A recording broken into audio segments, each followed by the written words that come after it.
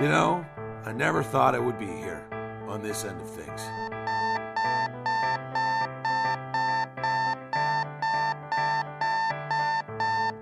For the last 25 years, all I did was cover stories. Good stories. I've won awards for journalism and journalism-related skills. I've traveled the world covering hot topics. Hell, I even shook hands with the president.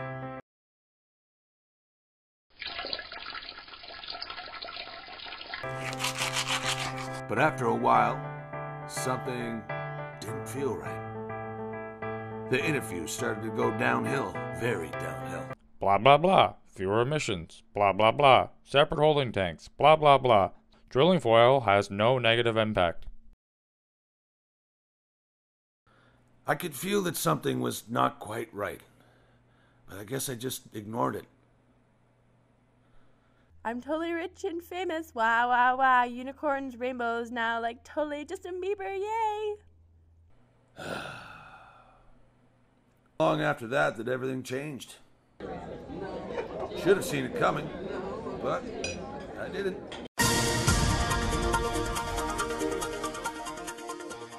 But how does that really impact the bigger picture? I want you to make sure you're clear about this for the folks at home. So basically what I see as some of the issues and challenges nowadays in society is climate change is the main problem on food. I think the one reason why people don't care is because they only look at the system linearly instead of a web, where everything is connected. And I believe this is happening because students are studying in a traditional classroom. They don't even get the chance to go out there to explore. I see a lot of problem with the education system nowadays. I think the main problem is that people nowadays are not responsible for their food choices. They don't even question where and how their food comes from. But you didn't let me finish. I was going to say that school plays a big factor. Since school is so important, what do you have to say about it, Harry? No! They're all just ideas. You guys are supposed to be the best and the brightest. I don't want to live on this planet anymore. Obesity, global warming, GMO monoculture crops, little chickens in cages, oil spills, cows. A world where people think that pizza is a vegetable. A world where strange orange people with poor grammar skills and life choices dictate social norms. A world where most people can't tell the difference between your and your. You can all suck my... So, there I was, drunk, jobless, and devoid of any hope for mankind. Hey there, hot stuff.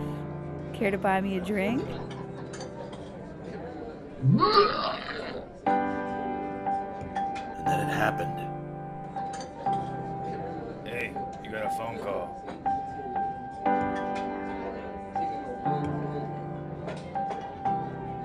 Hello? Hi, Harry.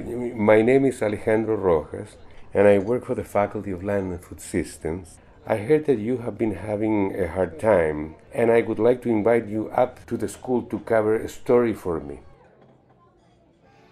I had no idea what TEG stood for, or what the story was, but I was ready to get back in the game.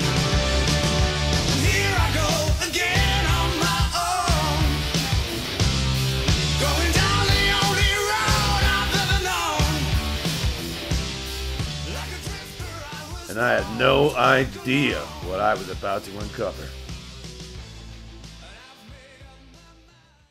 So, Brent, Alejandro mentions you're involved in this TEG project. What is that exactly? Right, the Think and Eat Green project is a project involving students in our Land, Food and Community series. And our goal is to get school students to think about the links between land, food and community and how the food that they consume fits within that system. Hang on a minute. Is this a joke? Has someone put you up to this? Well, Mr. Ling, this is not a joke, and if you would like to get more information about this, you could speak to our course coordinator.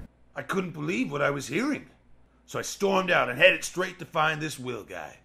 Mr. Ling, this is not a joke. The Think and Eat Green project is very real, and it is happening. It's already happened. Let Will improvise Will's style.